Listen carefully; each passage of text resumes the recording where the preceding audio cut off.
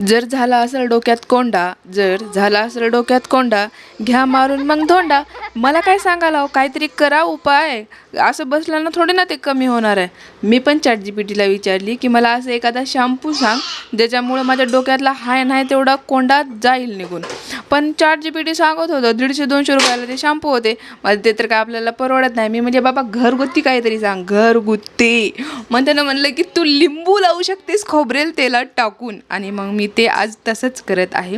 लोकाला टेन्शन की आज आपण काय काम करावं आणि मला टेन्शन की माझी अवलाद आज कुठल्या उचापात्या करणार आहे.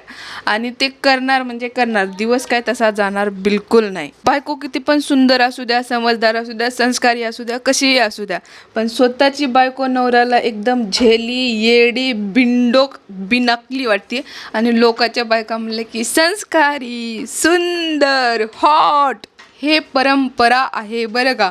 मला कमेंटमध्ये येऊन कोणी असं म्हणू नका की म्हणजे हे काय बोलालीस, पण हे खरं आहे, रियालिटी. चला आता मी आंघोळीला जाते, माझं सगळं झालंय आणि तुम्ही पण करा तुमचे कामं.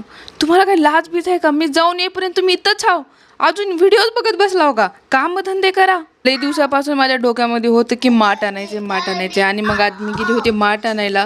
बाहेर गेल्यावर नवरा असं काही काही घेऊन देते आणि मग नंतर ना गाडीमध्ये बसलं की मग हिशोब सांगते, हे एवढ्याचं झालं, ते तेवढ्याचं झालं. मग कशाला घेऊन तर कशाला द्यायचं? जर तुम्ही पण माझ्यासारखी अबलाणारी असाल तर प्लीज मला कमेंटमध्ये सांगा, माझ्यासारखं तुमच्यासोबत होते का, आणि मला फॉलो करून जावा जर पहिल्यांदा बघत असाल.